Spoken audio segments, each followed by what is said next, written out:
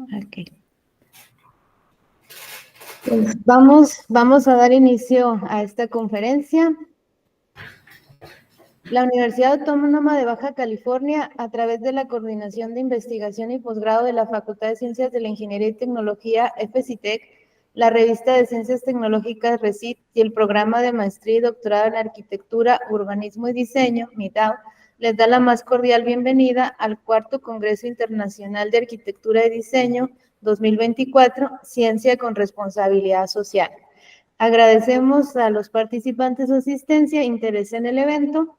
A continuación vamos a tener la conferencia Plan Participativo, Propuesta de Investigación e Incidencia para 3 ciudades de México, Juárez, Chihuahua, Mérida, Yucatán y Mexicali, Baja California, recursos PRONACE CONACYT, impartida por la doctora Leticia Peña Barrera, profesora investigadora de tiempo completo de la Universidad Autónoma de Ciudad Juárez, a quien le damos pues la bienvenida. Me voy a permitir leer su currículum. Entonces, ella es doctora en arquitectura por la Universidad de Colima, maestra en planificación y desarrollo urbano por la Universidad Autónoma de Ciudad Juárez y arquitecta por la Universidad Autónoma de Nuevo León. Es profesora investigadora de tiempo completo en la Universidad Autónoma de Ciudad Juárez, líder del cuerpo académico consolidado de bioarquitectura, que desarrolla las líneas de investigación y generación del conocimiento sobre vivienda y desarrollo urbano sustentable, así como bioclimatismo y arquitectura contemporánea, coordinadora de la Academia de Crítica e Investigación en Arquitectura, responsable del eje de sustentabilidad de la licenciatura en arquitectura e integrante del núcleo académico básico de los programas de posgrado de maestría en arquitectura, maestría en ciencias sociales y doctorado en estudios urbanos. Es académica de la UACJ desde 1983 e integrante del Sistema Nacional de Investigadores SNI2 a partir de enero del 2025 y es perfil deseable de PRODEP a nivel nacional desde 2001. Desarrolla una posición académica y de compromiso con las organizaciones de la sociedad civil y otra como profesora en el ámbito universitario, con una actitud crítica y vinculada a la complejidad local en proyectos de intervención e investigación.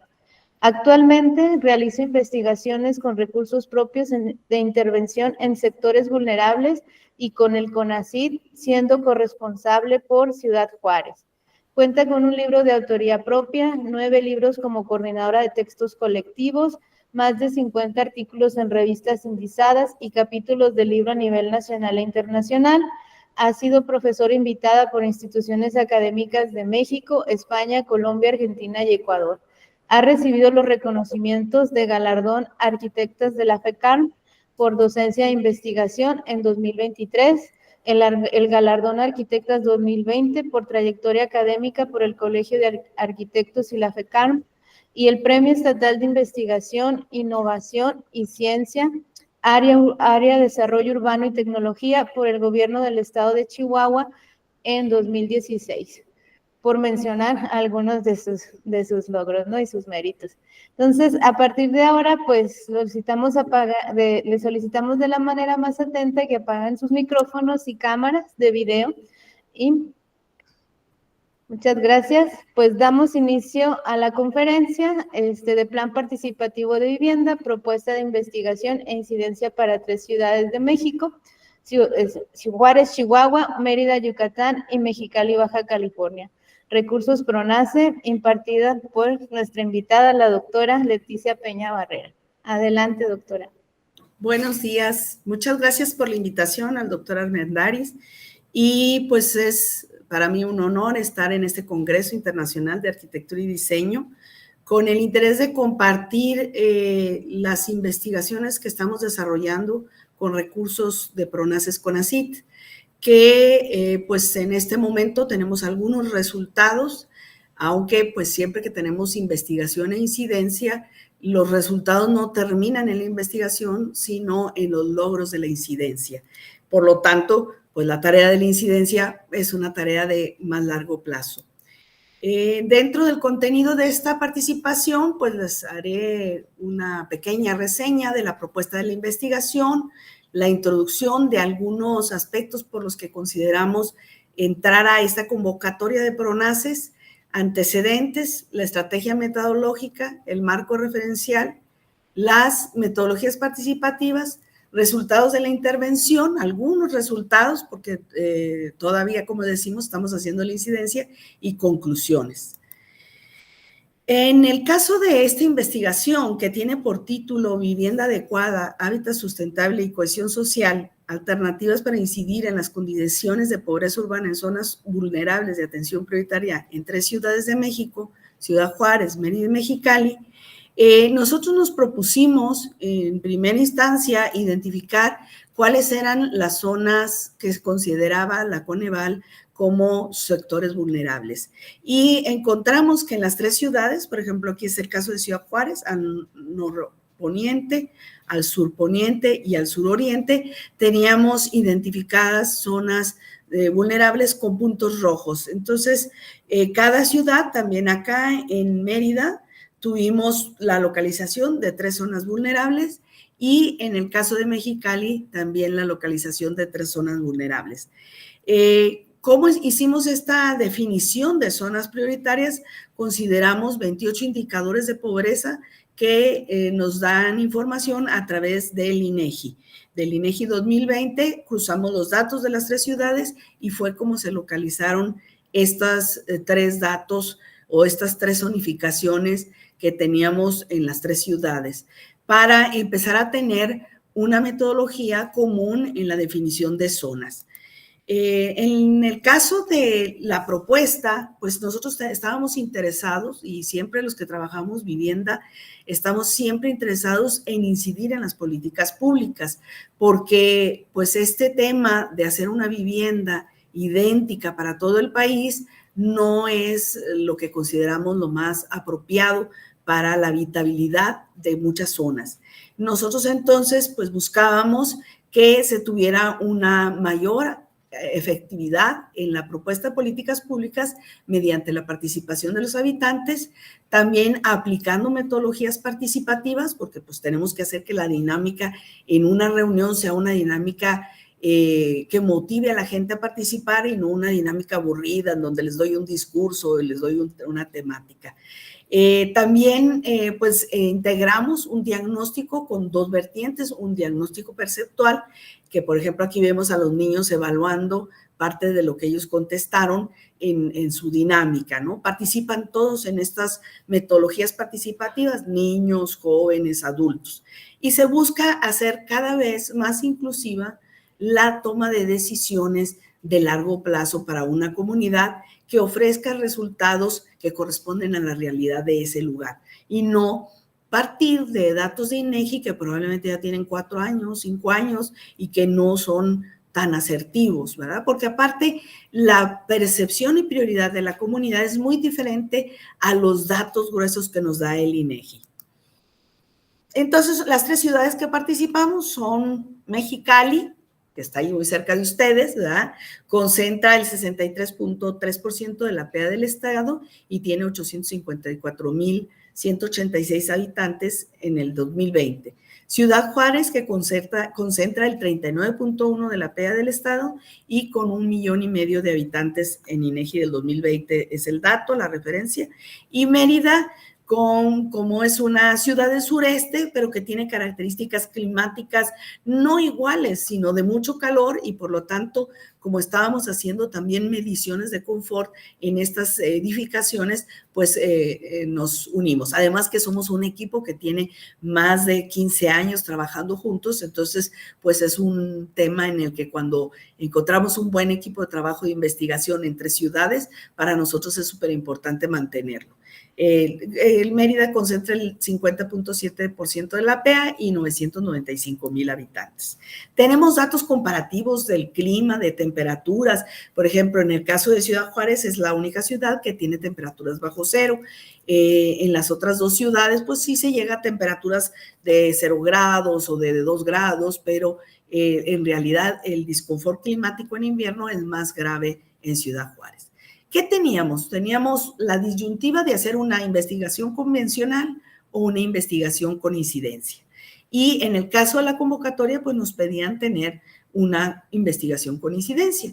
Entonces, en la investigación convencional nosotros identificamos los problemas con datos estadísticos y en la investigación con incidencia nosotros retomamos datos del diagnóstico, pero a través de la percepción y la acción de los habitantes.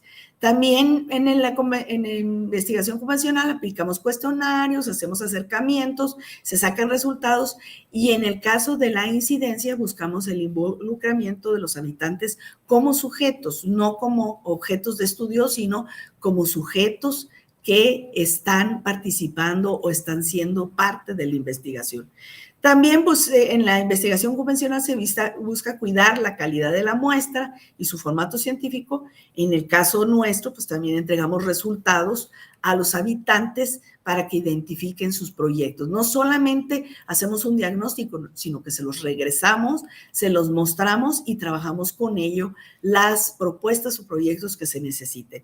Y bueno, en ambos proyectos tenemos resultados. En la investigación convencional, pues son resultados útiles para hacer proyectos que podemos aportarle a la autoridad, pero en el caso de la investigación con incidencia, los resultados se entregan a los habitantes y los habitantes los priorizan para que nosotros podamos seleccionar los proyectos más importantes. Más adelante vamos a ver qué proyectos salieron. Esta es más o menos la estrategia de la investigación. Hacemos mapeos estadísticos y nos vamos a hacer un diagnóstico perceptual. Luego regresamos otra vez a la investigación documental sobre la producción social del hábitat y nos vamos a los talleres participativos. Hacemos un monitoreo ambiental de las viviendas, de cómo están, y nos vamos a otro taller participativo donde les llevamos información. Volvemos a regresar con modelos digitales y nos vamos a hacer planeación participativa con ellos. Regresamos otra vez a gabinete con la elaboración de proyectos digitales y después pues vamos a la incidencia a hacer esta autoproducción de vivienda y entorno urbano. Eso es unir y venir de la investigación de gabinete a la incidencia. Y tenemos tres fases de investigación. La primera, que es una investigación que hicimos piloto, la etapa 1, el primer año, que fueron 6 meses realmente. En la segunda etapa tenemos la escucha inicial, la intervención y la priorización y diseño de los proyectos. Y en la tercera etapa es la intervención ordinaria con modelos digitales y autoproducción de mejoramiento de vivienda en el entorno urbano.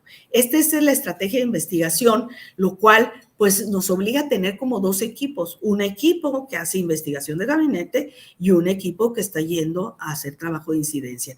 Para eso tuvimos que contratar a trabajadoras sociales y gente que sepa manejar grupos, porque no siempre en nuestras formaciones de arquitectos o de ingenieros tenemos esas habilidades. Entonces, las trabajadoras sociales son muy buenas, por lo menos en lo que nosotros hemos comprobado, y ellas pues han sido un factor importante para la convocatoria y también para que la incidencia tenga éxito. Estos son los marcos legales con los que nosotros nos avalamos, con la Agenda Internacional 2030, que se basa en la Declaración de los Derechos Humanos de 1948, con el Pacto Internacional de Derechos Económicos, Sociales y Culturales de 1966, con el tema de Habitat Threat en el 2016, con la promulgación de la nueva agenda urbana y bueno, con el compromiso del desarrollo sostenible que se tiene en la Agenda 2030. A nivel nacional, pues tenemos la Constitución Política de los Estados Unidos Mexicanos, voy a tomar un poco de agua, con el artículo 4, con la Ley de Vivienda que declara que la vivienda es un área prioritaria para el desarrollo nacional, con la Ley General de Asentamientos Humanos, ¿verdad?, en su artículo 8, y con la Ley del Equilibrio Ecológico y la Protección del Ambiente. A nivel local, esta es la normativa que nosotros investigamos que avala esta propuesta de un plan participativo de vivienda, desde esquemas de planeación participativa que tienen las ciudades hasta sus propias leyes de desarrollo urbano sostenible, como es en Chihuahua, o la ley de planeación para el estado de Baja California, o la ley de planeación para el estado, aquí hay un error, para el estado de Yucatán, ¿sí? Entonces tenemos estas condiciones que hacen pues factible que tengamos estos estudios o estos análisis. En la metodología se buscó Una investigación no necesariamente experimental, sino de tipo transversal y aplicada. Es un estudio mixto que hace acopio de métodos cuantitativos y cualitativos, en donde se involucran condiciones físicas y objetivas y aspectos de percepción y opinión de los habitantes. Se profundiza en aspectos de la percepción de la vivienda, de cómo perciben su colonia, los problemas de inseguridad, de cohesión social, y con eso vamos trabajando con ellos taller tras taller para mejorar. Las metodologías participativas que hemos aplicado, algunas más, pero estas son las que más se utilizan, son la de participación, acción, reflexión, con el método de Pablo Freire, la metodología de ecodiseño, la metodología de sintaxis espacial de Miller y el plan participativo de vivienda, que es basado en un plan estratégico vecinal, fuimos ajustándolo para que fuera definido hacia la vivienda. Aquí tenemos fotos de las sesiones de trabajo con la gente en las diferentes ciudades. En la metodología de participación-acción se busca que la intervención comunitaria promueva cambios significativos para los sujetos con la finalidad de transformar la vida cotidiana de las personas. Esta es la metodología más efectiva porque lo que hacemos es que la gente reflexiona cuáles son sus problemas, plantea cómo los puede cambiar y hace acciones para cambiarlos. Por ejemplo, se quejan de que su parque no tiene arborización, entonces, ¿cómo lo podemos cambiar? Pues vamos a hacer una jornada de deforestación. ¿Y qué tenemos que hacer? Pues solicitar los árboles, hacer los hoyos, acarrearlos, toda la logística, y llegamos al proceso de acción en donde ya debe de haber comisiones integradas y se trabaja en la acción. Al terminar esa acción, regresamos a la mesa y discutimos o evaluamos cómo fue esa acción, si fue en la que todos colaboraron, si algunos se sintieron abrumados, si hubo pues un trabajo de equipo o un trabajo en donde algunos liderazgos asumen todo, y esto va permitiendo construir decisiones democráticas. Ahí sí se construyen decisiones democráticas. A veces llega gente que acapara la palabra, pero pues le decimos, espérese porque la mayoría manda, ¿no? Y entonces este proceso es muy importante porque no solo va arraigando procesos de autogestión de la propia comunidad, sino que va logrando que los habitantes vayan visibilizando que solo unidos van a poder lograr cambios significativos en su comunidad. En la tarea de esta metodología metemos este imaginario de cómo sueñan o cómo imaginan su vivienda y su colonia en 10 años. Entonces, la vida inmediata de la rutina se transforma en una vida de largo plazo. Ya no están solo pensando en que no hay agua y cómo lo vamos a resolver, sino cómo vamos a resolver que haya agua durante 10 años. Y esto obliga a tener otro tipo de estrategias. En la metodología para el diseño o el ecodiseño, utilizamos mapas, utilizamos este tipo de figuras en donde es muy simbólico porque los hacemos sin escribir, que pasen con una estrellita o con 3 estrellitas y elijan las 3, por ejemplo, los 3 actividades que quisieran que hubiera en su parque. Este es un parque que hicimos de intervención en el 2021 tenía 1,5 hectáreas, era un parque muy grande, y bueno, cómo ellos pensaban que podía distribuirse las actividades. Esto hace que haya una participación de todos. Es muy interesante cuando los niños dicen que no se quieren ir de su colonia y los papás dicen que sí se quieren ir de la colonia. Entonces ahí nos damos cuenta el nivel de arraigo. Y pues participan niños, jóvenes, adultos, favorece la difusión de las acciones porque la gente empieza a decir, ya trajeron un plano, que tienen lo que van a hacer, etcétera, propicia la participación y el involucramiento y determina los intereses de los habitantes.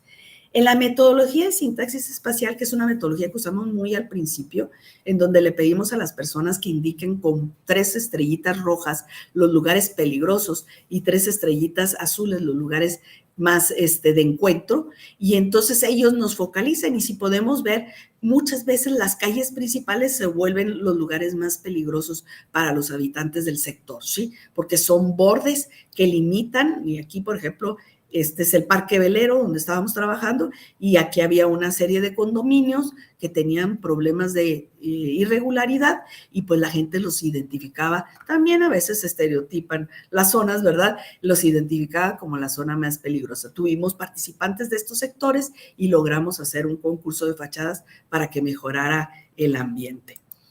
La sintaxis espacial es muy buena porque nos ubica los problemas, no tienen idea. Yo a veces digo, esto le sirve a la policía para saber dónde están ocurriendo los asaltos o los problemas principales. En estos resultados de la sintaxis espacial, pues se identifican bordes de movilidad que son peligrosos. La mayoría de los bordes son calles con muros ciegos, con poca vigilancia natural. Los espacios de calles y parques en condiciones de abandono y falta de higiene. Se tienen problemas con la vegetación de estos fraccionamientos y se identifican áreas que son límite de la ciudad que afectan la apropiación y la valoración de los propios habitantes. En el plan participativo de vivienda, lo que buscamos fue crear a través de talleres que las personas o los habitantes compartieran ideas, registraran proyectos que, sumando la lista de estrategias para la vivienda y el entorno urbano, conformaran un plan participativo. O sea, no solo es la lista de Santa Claus de decir, ay, pues queremos que ya no nos goteemos y necesitamos impermeabilizar nuestra casa, o queremos que en el parque haya más vegetación, sino que vamos trabajando con ellos con una visión de largo plazo. Este plan participativo les ofrece a ellos tener en las manos un documento con el que puedan negociar con cualquier autoridad a largo plazo sus necesidades. Es decir, ya nos reunimos, ya definimos que la primera acción va a ser en este parque, que la segunda acción va a ser que los pozos de absorción funcionen, la tercera acción va a ser que esta calle que es peligrosa se convierta en un corredor comercial, y vamos viendo cómo los apoyamos también en las cuestiones municipales, en el sentido de que vayan encontrando los apoyos del Instituto Municipal de Planeación, con el que hemos estado hablando últimamente, y con el gobierno municipal para que vaya autorizando las acciones.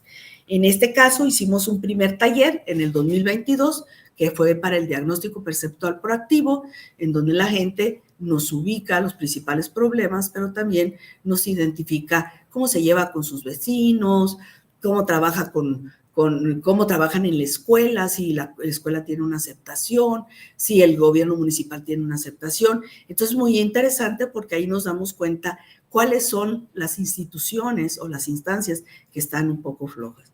Y en el 2023 trabajamos 5 talleres para elaborar el plan, desde el imaginario hasta los corresponsables del plan. En los resultados, pues encontramos que existen condiciones semejantes en las necesidades de espacio en las 3 ciudades, en Mérida, en Mexicali y en Ciudad Juárez, que existe un 63.43%, que es el que menos tiene, al 71.07%, con viviendas de 1 a 2 recámaras, lo que significa que hay condiciones de hacinamiento, ya que pues las familias no se integran con 2 personas, se integran con más de 4 o 3. El 78% y el 76% tienen un solo baño, lo que podemos identificar que existen problemas de hacinamiento diurno. El hacinamiento diurno se debe cuando nosotros no podemos compartir el baño porque tenemos que esperar la larga fila de los 6 hermanos para que se pueda desocupar el baño. La situación de hacinamiento que nos arrojó entre un 15.67% y un 14%, en donde viven más de 6 personas en estas casas que son pequeñas. En cuanto al área construida, pues tenemos casas de 45 metros cuadrados en Mérida, de 43 metros cuadrados en Juárez y de 23 y el 23%, perdón, en Mexicali con 28.7% de viviendas construidas con estas condiciones. Aquí creo que me falló ahí el porcentaje. En el caso de 45 metros cuadrados se equivalen al 11.19% y en Juárez y Mérida el 33.88% que tienen entre 45 y 43 metros cuadrados. También en los talleres participativos descubrimos que existe una condición de seguridad que se percibe entre regular y mala. El 70% lo considera entre regular y el 39.93% entre mala, haciendo que pues parte de esta necesidad pues sea el buscar estrategias de vigilancia comunitaria que mejore la seguridad del sector. El medio de transporte más común en Mérida es el público, en Ciudad Juárez es igual, aunque utilizan el Uber para de la última parada del transporte llegar a su casa, y en el caso de Mexicali es el auto. En el transporte público se ubica a más de 3 cuadras, el 46.27% de las paradas de transporte público, y en Ciudad Juárez y en Mérida solo el 33.88% lo ubica a más de 3 cuadras. Estos fueron los resultados de la intervención, no sé cómo andó de tiempo, ¿verdad? Nosotros en una parte... 15 minutos todavía, adelante. Muy bien, ya casi estoy cerrando, pero y eso me permite pues playarme. En el caso de los resultados nos dimos cuenta que cada ciudad tiene como demandas diferentes, y esto pues tiene que ver también con el equipo que participa, ¿verdad? Con los intereses de investigación que tenemos nosotros, pero también con diferentes necesidades, porque probablemente en la frontera tengamos más opciones de acceder a materiales de reuso.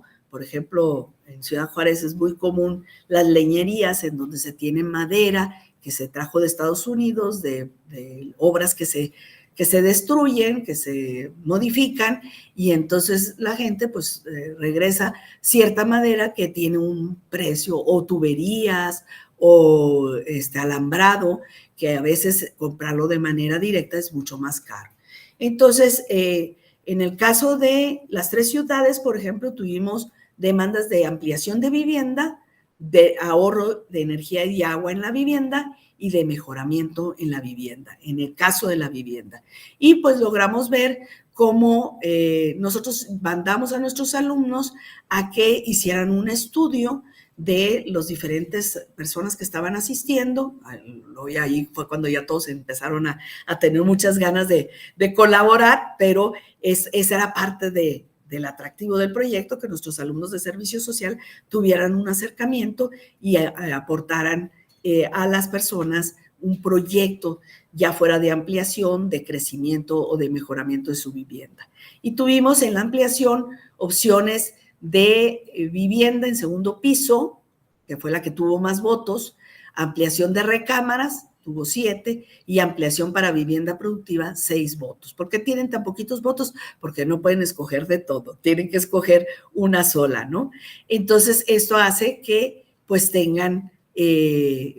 tengamos una información muy particular, ¿verdad? Pero entonces la principal necesidad que ve la gente es esta ampliación a segundo piso y esta ampliación de recámaras. También pues buscamos esta ampliación de la vivienda productiva, porque todas estas calles con muros ciegos se pueden convertir yo les digo, bueno, pues métase a un financiamiento, que tenemos algunas organizaciones que lo dan, y usted hace un pequeño negocito y lo puede rentar, y con eso pagar el financiamiento, y se queda con una ampliación que le puede estar dando un ingreso adicional, lo cual lo hace atractivo. En Mérida no hubo propuestas de ampliación de vivienda, y en Mexicali se hicieron proyectos de 8 de diseños accesibles, ¿sí? Para el ahorro de energía y agua, que fue un tema que la gente no maneja, pero que cuando ya les empezamos a plantear estas opciones les llama la atención, sobre todo en Ciudad Juárez, que tenían 3 meses sin tener agua. Entonces, para ellos pues era muy importante tener proyectos de ahorro de agua y también de ahorro energético. En el caso de Mexicali, se fueron hacia la propuesta de soluciones térmicas en la vivienda y adecuación climática de las viviendas. Y ya en el caso de mejoramiento de vivienda, las 3 ciudades coincidimos, y esto nos da el referente de la importancia que se tiene de un financiamiento del mejoramiento a la vivienda que no se ha hecho en ninguna escala. A nivel Infonavit ahorita se construyó, pero no es suficiente, y creo que tendríamos que estar buscando alternativas de mejoramiento a la vivienda. Hay casas que tienen 20 años en donde la gente nunca ha pintado su casa, y pues es el nivel de deterioro y de imagen urbana tiene un impacto hacia la comunidad. Entonces aquí nos pidieron apoyos de impermeabilización y apoyo para acabados interiores. En Mérida pidieron proyectos de mejoramiento y organizar solicitud de materiales de construcción a través de las instancias de gobierno. En Mexicali, mejorar los cambios y sistemas constructivos de los muros, ampliar espacios preferentemente de recámaras, que va acá en ampliación realmente, y propiciar viviendas que tengan buenas condiciones de ventilación e iluminación, que fue como una deficiencia que se encontró en el monitoreo que hicimos, un monitoreo ambiental de temperatura, humedad, viento, intensidad lumínica, CO2 y acústico. Y esto pues nos da información para conocer la problemática ambiental de la vivienda. En el caso de los programas de intervención en la ciudad, pues salieron aquellos de mejoramiento urbano en el espacio público, aquellos de mejoramiento de imagen urbana y vegetación, de equipamientos que siempre están solicitándose y que en todas las ciudades siempre sale la necesidad del centro de salud y del centro comunitario. Veanlo, en las 3 ciudades tenemos la solicitud de centro de salud, en 2 tenemos de centro comunitario y bueno, en algunas áreas de casetas de vigilancia. En la cuestión de ambientes de calidad, pues encontramos limpieza de pozos de dique, servicio de transporte público, programa de cuidado de reuso de agua y en el caso de Mexicali, áreas recreativas para los parques vecinales. Finalmente, este punto que a mí me llama mucho la atención porque lo propusieron los jóvenes que asistían a la mesa en Ciudad Juárez de Paz y Armonía, y cuando nosotros hacemos este análisis, ellos decían lugares para hacer ejercicio que en realidad son lugares de referencia para los jóvenes, lugares en donde los jóvenes puedan tener un encuentro. No existe nada, no existe centro comunitario, no existe, los parques están abandonados y luego pues no queremos que los chavos anden en otras ondas, ¿no? Y proyectos con eventos culturales, ellos insistían mucho en esta necesidad de que pues hubiera eventos musicales en su colonia. Y pues, si no hay un parque habilitado y no hay un centro comunitario, no hay un lugar de convocatoria, pues no tenemos estas posibilidades. Entonces, es un poco como ir visibilizando en los espacios urbanos esta necesidad de congregarse barrialmente, de la convivencia, porque no existen los clubes sociales como en las clases medias o medias altas, en donde se van al Club Rotario o se van al Club de Leones. Aquí no. El lugar a donde van es al mercado de ventas de segundas o al mercado donde se pueden encontrar, o afuera de la escuela, que también lo hacen.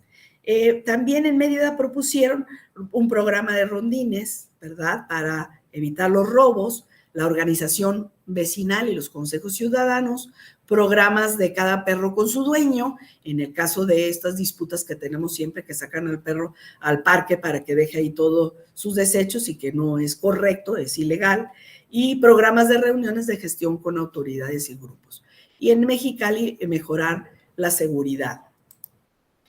Bueno, nosotros concluimos con 2 productos, un plan participativo de vivienda en extenso, que tiene aproximadamente 70 páginas, en donde pues está todo estos ejercicios, toda la descripción de las actividades, y nos decidimos hacer un folleto que sería el que le entregaríamos a la comunidad. Esta es una página en donde hablaba de las 2 tendencias del plan, el plan para la vivienda y el plan para el entorno urbano, tratando de que se vuelva más asequible toda esta información, y entonces sí tenemos un producto de investigación muy formal, pero también un producto de incidencia que es a través de este plan en versión popular. Conclusiones. Bueno, pues creemos que la solución de los problemas es más efectiva a través de la participación ciudadana, y eso yo después de 40 años de estar trabajando en esto se los puedo decir, desde programas de autoconstrucción, programas de intervención comunitaria, etcétera. O sea, no hay otra forma de lograr una apropiación de los espacios si no involucramos a los habitantes. Si llegamos con propuestas, con soluciones desde lo que yo creo que deben de tener, tenemos el mejor ejemplo en Riberas del Bravo, donde hay más de 50 elementos construidos para patinetas y nadie los usa, y la gente no tiene dónde reunirse en los parques. Entonces hicieron unos muros para que las patinetas subieran hasta estos muros, cuando pudieron convertirse estos muros en un salón comunitario para las manualidades para los cursos. Ahorita tenemos un problema en que no nos dejan, hay una instancia que no nos deja que los cursos de manualidades se den en los parques, tienen que darse en un espacio cerrado y albergado, y tienen razón. Proponer mejoras en las condiciones del hábitat y la mitigación de la pobreza urbana en los grupos vulnerables de las 3 ciudades es una estrategia que surge de este análisis de 28 indicadores que nos da el INEGI sobre condiciones de pobreza, no acceso a servicios, pobreza por inseguridad, pobreza por falta de accesibilidad a Internet, etcétera. Los usuarios y beneficiarios conocen las condiciones de las viviendas y por lo tanto ellos nos pueden dar los mejores criterios para el diseño de una vivienda en cada región y ofrecer soluciones específicas que respondan a las condiciones locales y no nacionales. Sí tenemos un programa nacional, pero tenemos una estrategia de las formas locales. Vean esta imagen tan bonita que nos desarrollaron los colegas de Mérida, ¿verdad? Como una propuesta de mejorar las fachadas de las viviendas de una manera muy sencilla, pintando la puerta, haciendo un detalle, y lo cual pues le da una alegoría y una belleza típica de pues una región como Mérida. Otras de las conclusiones es que se aporta a la evaluación de las condiciones de habitabilidad ambiental porque tenemos monitoreos de las viviendas y tenemos información de las condiciones de adecuación a estas viviendas. El conocimiento sobre el riesgo del golpe de calor o golpe de frío en espacios interiores y exteriores por el caso de estudio que hemos hecho ambiental en estas viviendas, tanto en Mexicali, Mérida y Ciudad Juárez. Y se tiene también pues la sugerencia o una serie de sugerencias de mejoramiento a la vivienda para la Estrategia Nacional de Cambio Climático, en donde podemos establecer necesidades de adaptación a la vivienda, al diseño bioclimático de espacios que reducen el riesgo de salud por la variación de temperatura. Y pues también este plan participativo busca aportar a las propuestas de política pública, en donde lo mejor sería que cada comunidad tuviera su plan participativo de vivienda y las autoridades, en lugar de estar dando palos de ciego en qué hacemos ahora en esta comunidad, tener, si esta comunidad está pidiendo techos, pues tener el kit de techos para esa comunidad. Si esta comunidad está pidiendo ahorro de agua, tener el kit de sistemas de ahorro de agua o de almacenamiento de agua que pueda asegurar la subsistencia de los habitantes. Creo que esta es una de las razones más importantes de nuestro plan, el aportar a estas políticas públicas. Hemos participado en esta investigación el Cuerpo Académico de Bioarquitectura de la UACJ, el Cuerpo Académico de la UADY de Estudios Multidisciplinarios de Desarrollo Sustentable, el Cuerpo Académico de la UABC de Diseño Ambiental y también de Planeación y Gestión Sustentable, y tenemos 2 participantes que no están en cuerpo académico y 2 colegas que participan de la Universidad Marista de Mérida. Tenemos también la colaboración de investigadores en esta red desde el 2009. Y como les menciono, nuestro responsable técnico es el doctor Luis Herrera Terrazas, yo estoy como corresponsable de Ciudad Juárez, Carmen García como corresponsable de la UADY y como corresponsable de la UABC, la doctora Ramona Alicia Romero. En este caso, yo pues desde Juárez, que tengo esta experiencia de incidencia, he estado aportando el conocimiento de las metodologías participativas. Nuestros compañeros de la UACJ, nuestros compañeros de la UADY y nuestros compañeros de la UABC, que a todos pues han sido un excelente equipo, que aportan a este ejercicio multidisciplinario en donde buscamos enriquecer las investigaciones para que realmente incidan en la población que más lo necesita. Muchas gracias.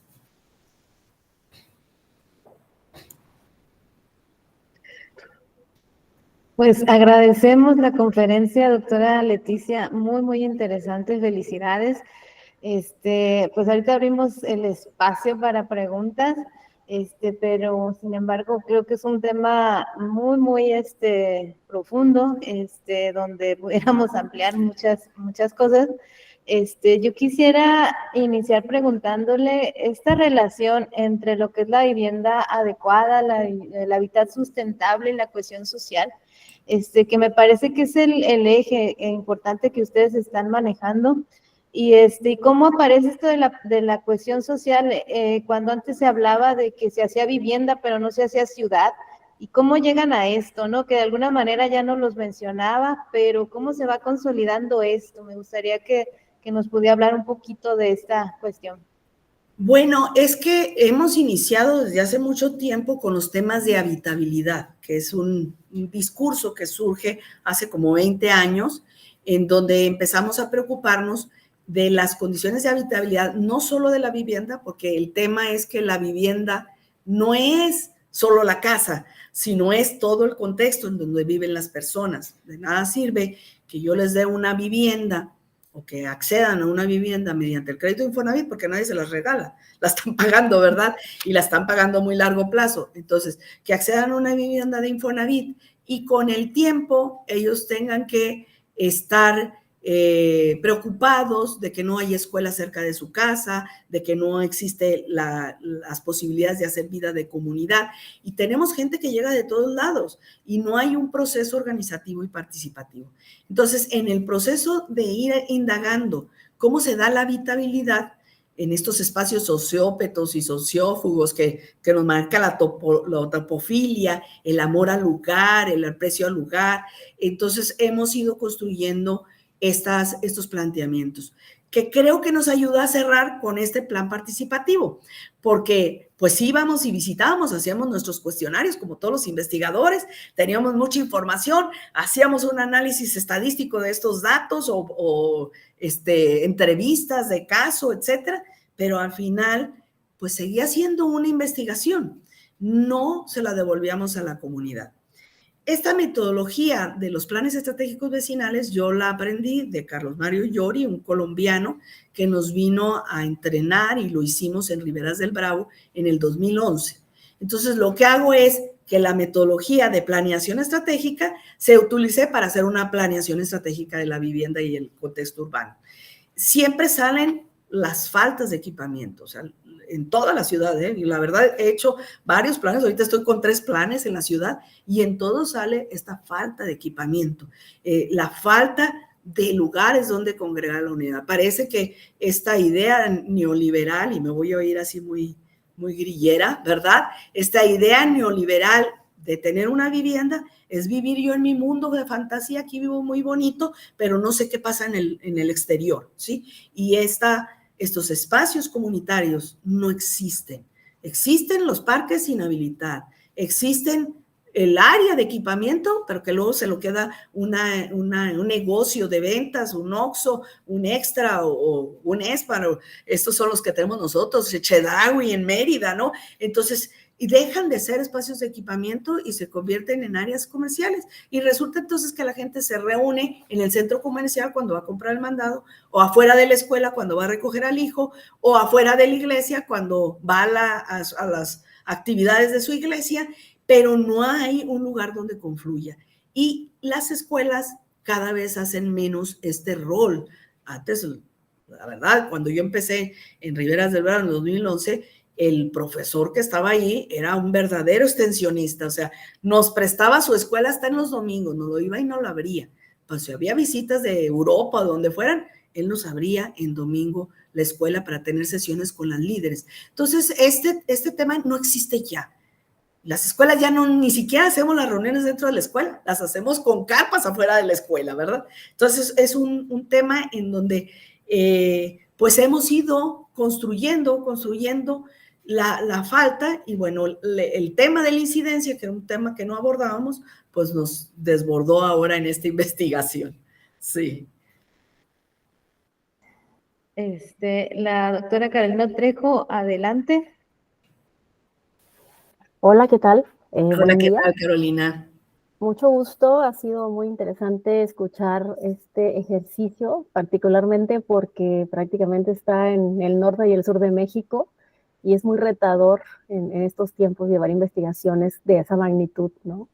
Entonces, mis preguntas van desde esa perspectiva metodológica. Primero, preguntarle cómo se llegó a la definición de estos casos, si es que antecede la existencia de una red de investigadores o más bien el proyecto surge y se busca construir una red a partir de esta necesidad.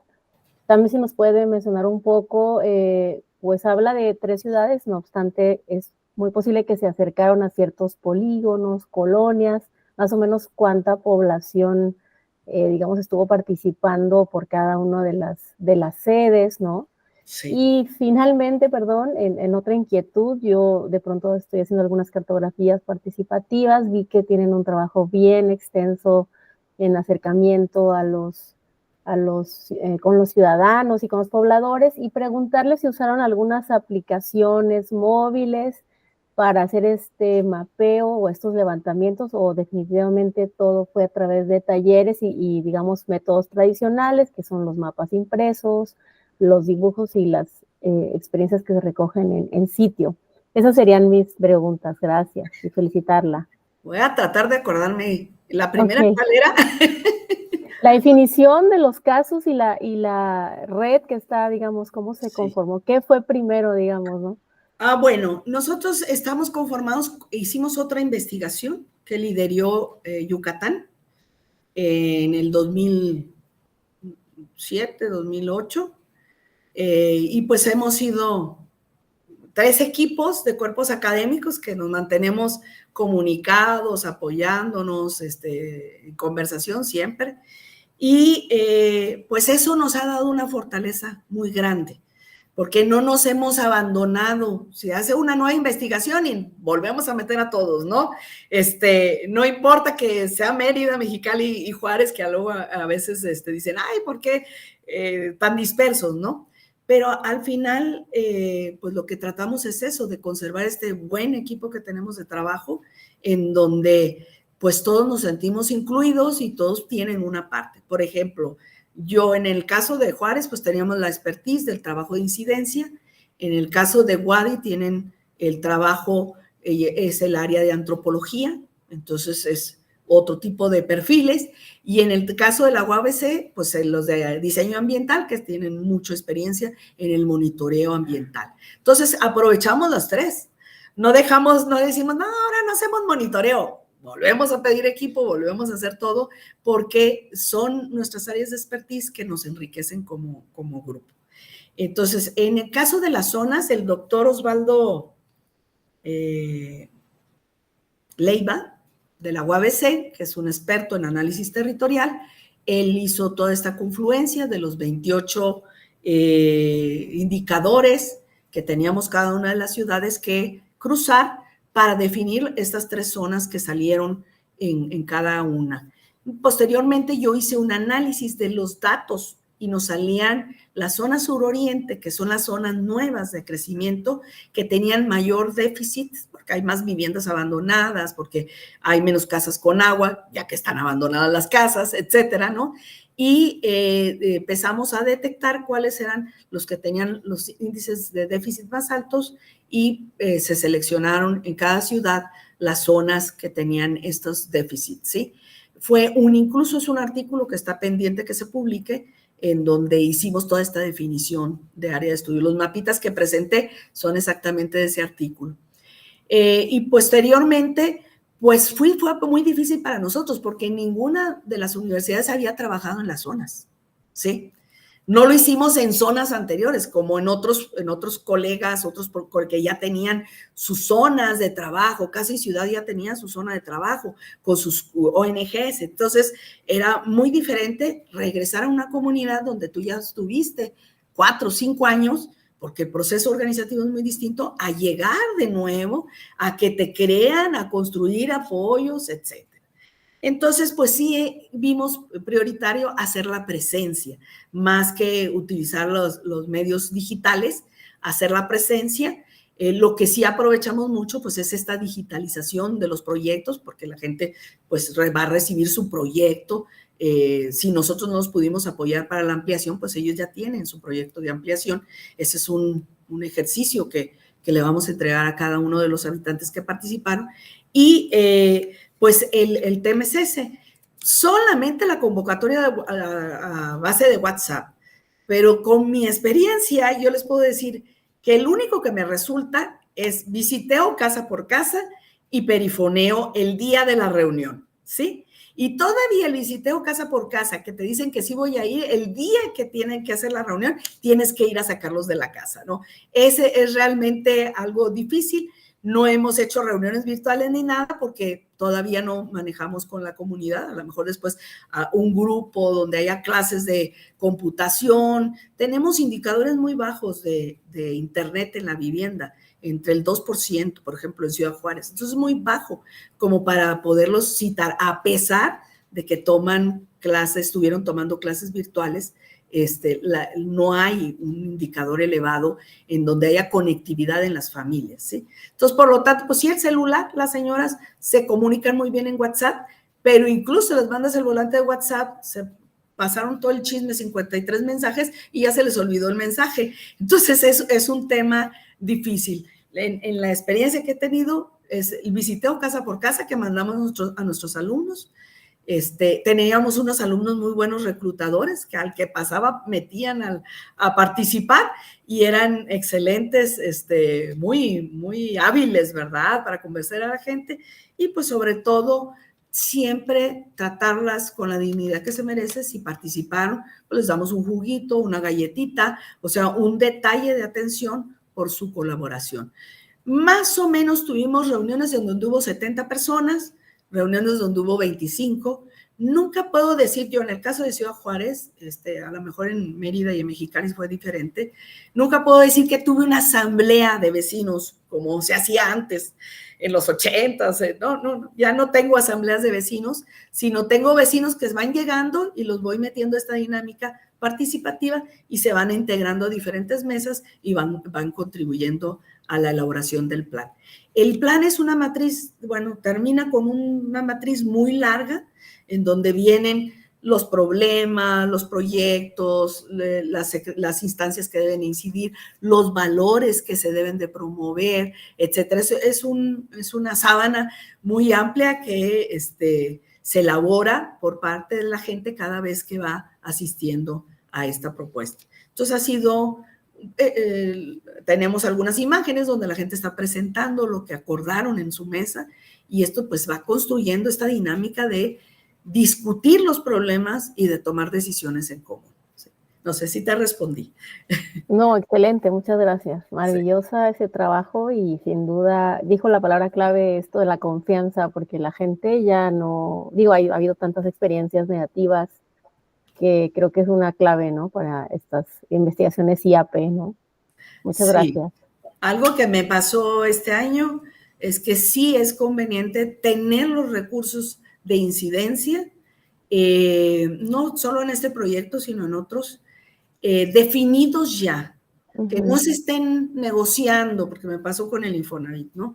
Que no se esté negociando porque es un fraude para la gente y es dificilísimo poder trabajar con una comunidad que ha sido defraudada. Es un tema muy serio y hay que insistir que si vamos a intervenir, tengamos esos recursos de intervención, porque pues no se vale. Y como dices tú, las experiencias han sido muy negativas. Muy bien, muchas gracias. De nada, Carolina, gracias por tu pregunta. Gracias a la doctora Carolina por su intervención. Parte de la pregunta que quería hacer también iba en ese sentido y quisiera un poquito como ahondar en esto último que comentaba, en esta cuestión del seguimiento, precisamente a este plan participativo que ustedes generaron.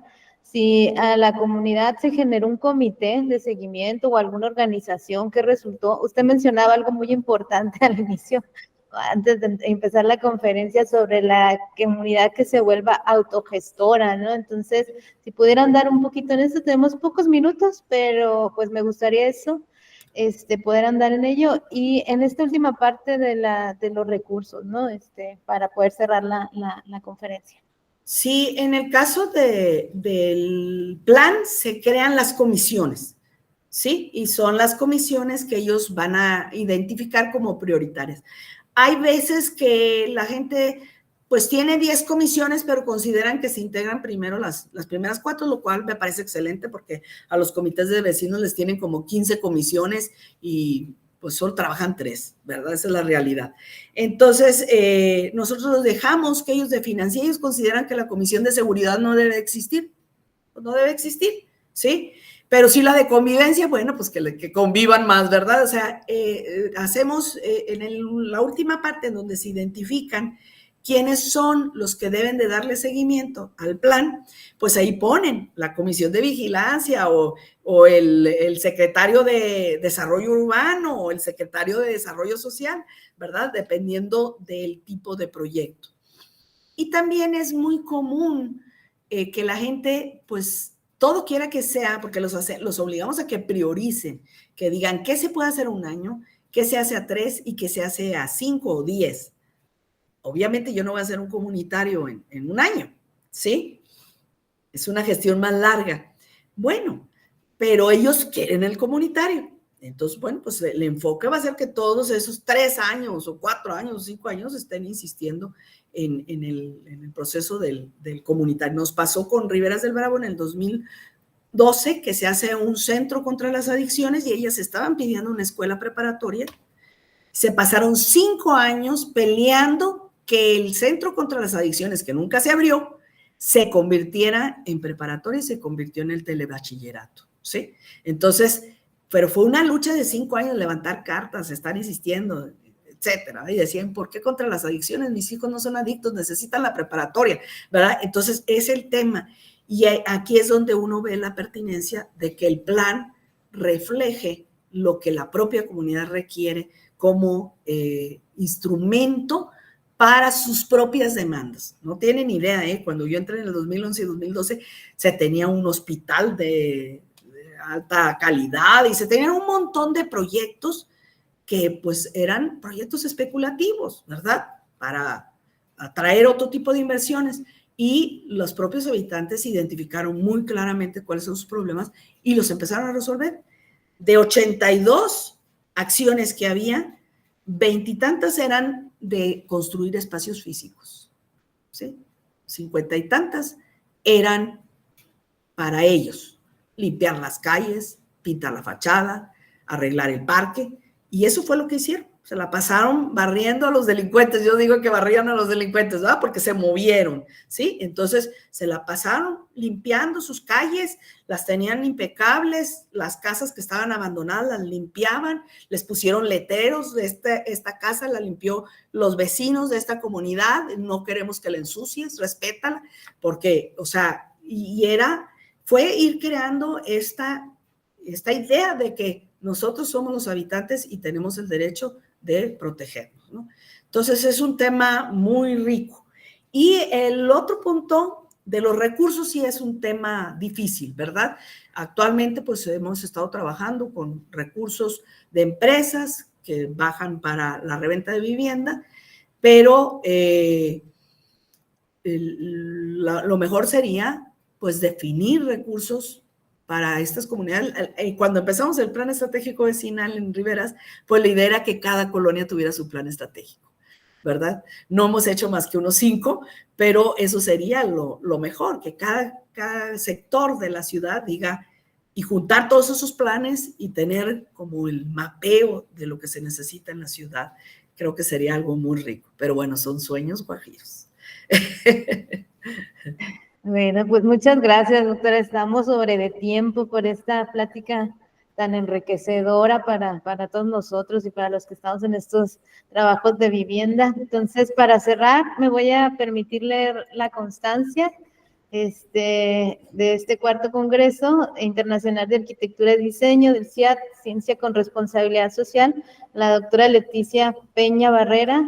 La organización del cuarto Congreso Internacional de Arquitectura y Diseño, Ciencia con Responsabilidad Social, CIAD 24, agradece su participación como conferencista magistral con el tema Plan Participativo de Vivienda, propuesta de investigación e incidencia para 3 ciudades de México: Juárez, Chihuahua, Mérida, Yucatán y Mexicali, Baja California, recursos PRONACES CONACYT, presentada el día 19 de septiembre de 2024 de manera virtual con la organización de la Facultad de Ciencias de la Ingeniería y Tecnología de la Unidad Valle de las Palmas, Tijuana, de la Universidad Autónoma de Baja California. Firman en la constancia el doctor Luis Jesús Villarreal Gómez, coordinador de investigación y posgrado, y el doctor José Francisco Armendáriz López, presidente del comité organizador. Entonces, pues muy Gracias. contentos de haberla tenido aquí en nuestra facultad y pues esperamos que esto se repita. Y muchas gracias y gracias a todos los que nos escucharon y pues damos por terminada la conferencia. Muchas gracias por la invitación y muy contenta de haber compartido con ustedes esta experiencia. Sobre todo porque cada vez tendremos que hacer más proyectos de incidencia. Sí. Bueno, muchísimas gracias a todos. Bye. Los invitamos a seguirnos en nuestros siguientes bloques de ponencias. Gracias, sí.